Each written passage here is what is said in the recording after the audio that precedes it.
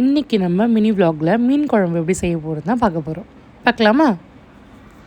First அந்த கடாயை நல்லா ஹீட்டாக்க வச்சுட்டு அதுக்கப்புறமா நம்ம அதுக்கப்புறமா ஆயில் நல்லா ஹீட்டான உடனே கடுகு, அதுக்கப்புறம் அது கூட சேர்த்து வெந்தயம், அது நல்லா பொரிஞ்ச உடனே பார்த்திங்கன்னா கருவேப்பிலை, பூண்டு, அப்புறம் 2 மிளகாய் எடுத்திருக்கேன், அதே பச்சை மிளகாய் எடுத்திருக்கேன், அதுக்கப்புறம் வெங்காயம், அது பெரிய சைஸ் வெங்காயமே போட்டுக்கோங்க. நல்லா ஃப்ரை பண்ணி நல்லா அது கிறிஸ்பியாக வர மாதிரி நல்லா ஃப்ரை பண்ணிக்கோங்க. அதுக்கப்புறம் மீன் நல்லா க்ளீன் பண்ணி வச்சுட்டேன். இதுக்கு மெயின் இன்க்ரீடியன்ஸே இது மட்டும்தான்.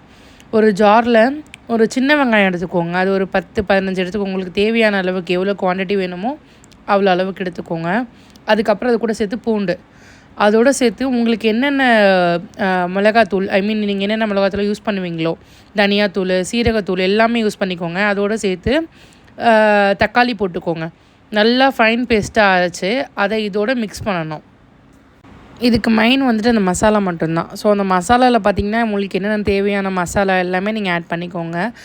மெயினாக இந்த பிரியாணி மசாலா அது மட்டும் யூஸ் பண்ணாமல் மிளகாத்தூள், சீரகத்தூள், அப்புறம் மல்லித்தூள், அப்புறம் நீங்கள் வீட்டில் அரைச்ச மிளகாத்தூள் இருந்தாலும் ஓகே, இல்லை நீங்கள் கடையில் வாங்கின மிளகாத்தூள் இருந்தாலும் ஓகே, அதையும் போட்டு நல்லா அதை மிக்ஸ் பண்ணி நல்லா பேஸ்ட்டாக அரைச்சி அது இதோட ஆட் பண்ணிக்கோங்க.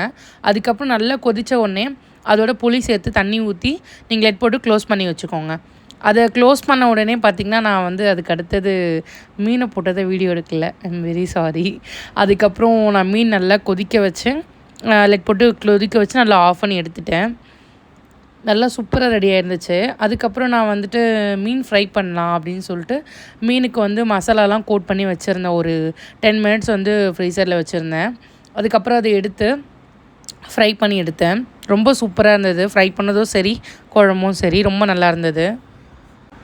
ரொம்பவே நல்லா இருந்துச்சு சாப்பிடும் போது. நான் அதோடு சேர்த்து ஒரு 2 ஒரு சின்ன சின்ன துண்டு மாங்காய் போட்டிருந்தேன். அதை வச்சும் சாப்பிட்டா ரொம்ப நல்லா இருந்தது.